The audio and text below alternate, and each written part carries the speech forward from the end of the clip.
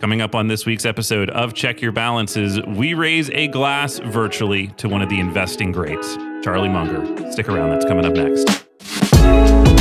Check Your Balances is a show produced and owned by Craftwork Capital. The views expressed by the hosts and their guests are personal opinions and should not be considered personal financial advice or the opinion of Craftwork Capital. All investments have risk and may lose money. Consult with your financial advisor, tax preparer, or attorney prior to implementing anything discussed, and please do not use this show as the sole basis for financial decisions.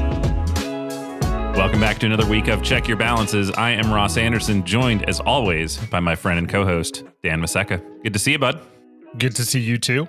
This week, bit of a sad show because we are giving, and I'm sure every other financial podcast you listen to has done this as well. So our apologies if we were like the 10th show that you're listening to about this, but it felt like we wanted to talk about Charlie Munger, who passed recently, and just an incredible investing legend. And so this is our Cheers to Charlie episode. And we just wanted to cover a little bit of his life and his impact and just honestly, how we feel his impact every day as investors and what he's taught us. So cheers to Charlie. Dan, what are your, out of the gate, when you think Charlie Munger, what's the first thing that comes to mind? All right. So I was thinking about this, and this is going to meander until I get to my point. But when I was in college, every time I spoke to my dad, he ended with one sentence right before we hung up the phone, and that was, "Don't do anything stupid." And when I think of Charlie Munger, I think that encapsulates his philosophy pretty well. Like, rule number one for him is don't do anything stupid. Just avoid making the big mistake. And that's the foundation that he builds upon from there. So when I think of Charlie Munger, that's what I think about, at least as a starting point. And I think if you're going to venture into the world of investing or really anything in life, that's good advice. Yeah, it's so much of what they talk about, him and Warren Buffett, is avoiding the big mistake. It's not about having to be smarter than everybody or more clever or the first onto a trend.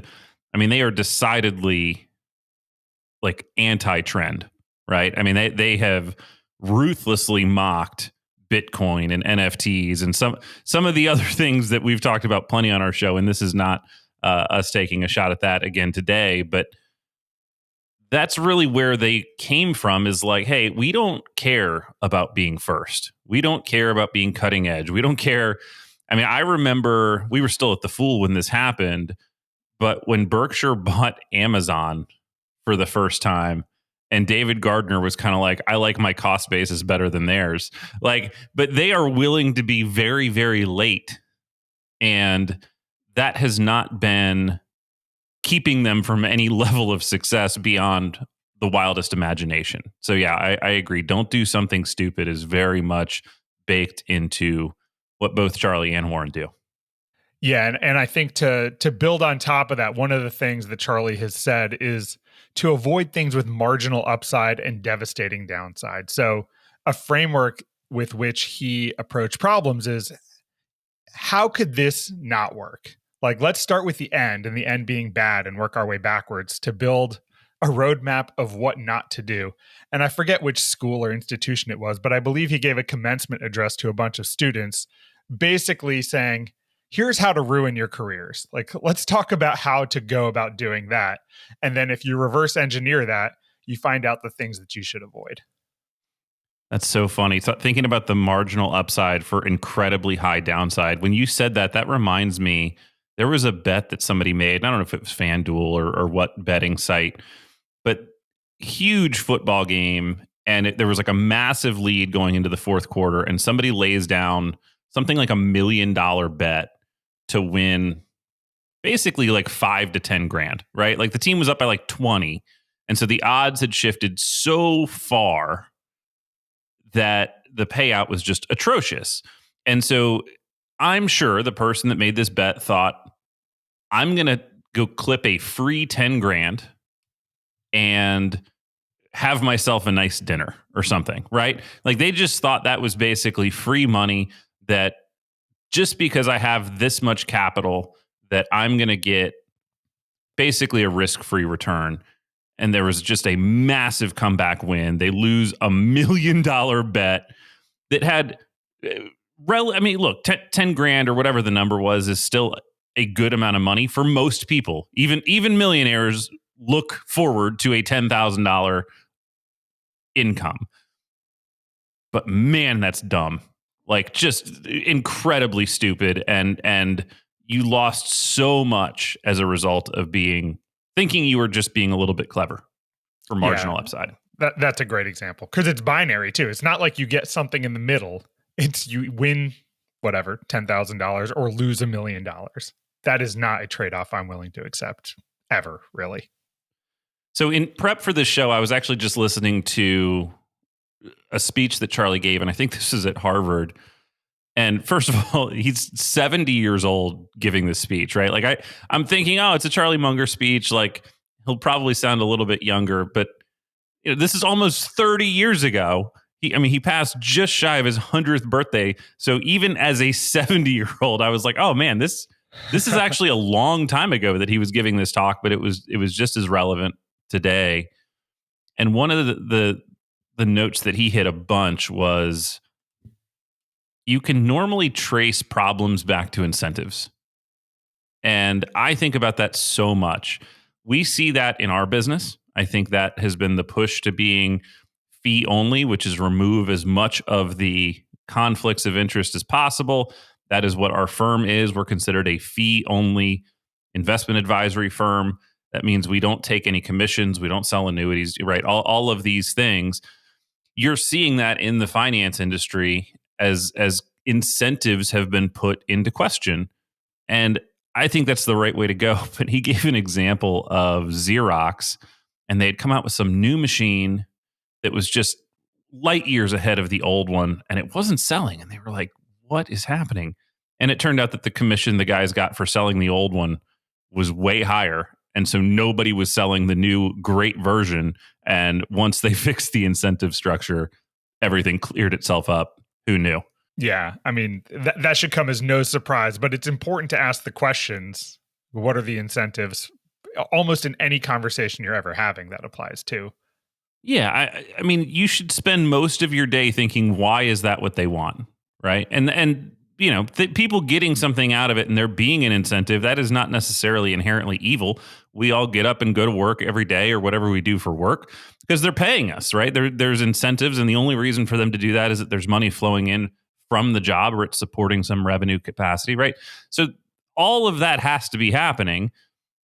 But if you don't know why they're doing it, if you can't tell why it works, if you don't know where the gotcha is for kind of each gimme that you're getting, you're in trouble. So I just think of it as being so incredibly important to evaluate and understand people's incentives. That helps me frame, why are they doing this? What are they doing it for? All of that. And I think about that quite a bit. Right. And like you said, there are going to be incentives. That's okay. I used to work with a guy who comes off as very salesy. Like when you talk with him, you're like, that's a sales guy. And to disarm that situation, he used to say, listen, I'll let you know when I'm about to try to sell you something. Like I'll give you a warning when there's something I'm about to bring up that I'm going to try to sell you. So let's not worry about that for now. I'll be very transparent about that. And I thought that was really funny. That's funny. It's disarming. Exactly. It was very disarming. I bet it worked. All the time. He was very good for a reason. Yeah, no kidding. So, I mean, just listening to Charlie, since I was listening to this speech, he almost speaks in like one-liners, right? So funny. It's such a funny guy. He's incredibly funny and talks in a way where you're like, yeah, it's almost like TikTok before there was TikTok, right? Like if you can get your point down to something bite-sized and funny, people are going to remember it. And I don't know that, his success was because he's so memorable, but man, does it make him fun to listen to. And there have been so many lists of just great Charlie Munger quotes that have come out. I'm sure we'll go through a few of those before we wrap up here today. But he was talking about behavioral economics. And he goes, we're considering this like a new field of study. He goes, if economics isn't studying behavior, what the hell is it? And I thought that was such a great line because we think of behavioral economics now as kind of this great field, and Richard Thaler and all these guys. But yeah, the entire study of economics is behavior. It none of it is just math. It's trying to figure out why people do anything. And I loved that take on it. Yeah, I think his quippiness might be indicative of something else too, because he thinks very big picture. Like for a guy who's been such a successful investor, you'd think that they'd be very nitty gritty into the numbers and he'd have formulas he's looking for. And he'd be the first to tell you that's not true. I think I heard something where he's like, if you're looking for a formula, go back to school because I don't have those.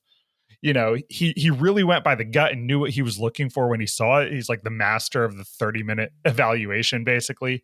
And I think the fact that he can speak in such like impactful short sentences is just an example of just the way his mind operates too. Like there's not a specific secret thing. It's just his understanding of the world is distilled into very short things that he knows how to look for. And when you hear him talk, you can see why. I mean, because you shared that, I'm going to go with the first quote that I want to share, which is people calculate too much and think too little. Right? How many people are doing math or looking for formulas? I also love listening to Charlie talk about EBITDA. Yeah. This is a family show. You may have kids in the car, so I won't say exactly what he said, but he basically said anytime you hear somebody start talking about EBITDA, which is the acronym for earnings before interest, taxes, and depreciation, you should just substitute BS instead. And that's how you should think of that metric in your investing. Right. BS earnings. It's so great. Yeah. I heard, I don't remember what show it was, but one of the morning finance shows, and they had to bleep him. Like he said BS. It's just so funny. Just seeing like, you know, Charlie, who's an old 90 something, and they have to censor him on live TV. It's brilliant. But I mean, that's like isn't that a Tony Robbins thing too? That like, if you talk like actual people do, people are going to relate to you a little bit better, right? Like outside, you know, and in adult conversation, it wouldn't be crazy to hear somebody say that, but you don't think of these polished investing guys running around calling accounting BS. And I don't know, it just made him so much more real and grounded and just so much more human versus the super billionaire that he actually is, right? Right. I mean, just an incredibly wealthy guy. I mean, he also referred to trading cryptocurrency as like trading turds. So funny. And like, I forget the context too. All of these are just little snippets that have stuck in my head forever. But they were talking about like, well, some of those might be good. And he's like, well, if you mix raisins and turds, there's still turds in there. Like, don't know that's what you want. Such a brilliant dude. Goodness. That is amazing. Yeah. Yeah, he'll be missed for sure. I mean, and his dynamic with Warren Buffett, like the two of them together, so critical. And I think it's a good lesson for everyone. When people ask me about starting a business, I think the number one thing you could do is find someone to start it with, or at least find a partner who you can spar with intellectually as you're going through decision making. Like them together, I think, is the key of the success of Berkshire over the years, because any one of them in isolation might have missed a lot of opportunities because you can only see things the way that you see it. But having each other gives them an opportunity to talk through it and potentially change your mind about something. Yeah. Can you imagine if you and I are still doing this together in our 90s? How incredibly like wild of a story, but also how fortunate we would be if we had a career where you and I could tolerate each other and work together successfully for that long. I think we could make it, Dan. That could be possible for us. Check Your Balances episodes in like 2050, 2060, 2070. Oh my gosh. Yeah. I mean, 99. What a run.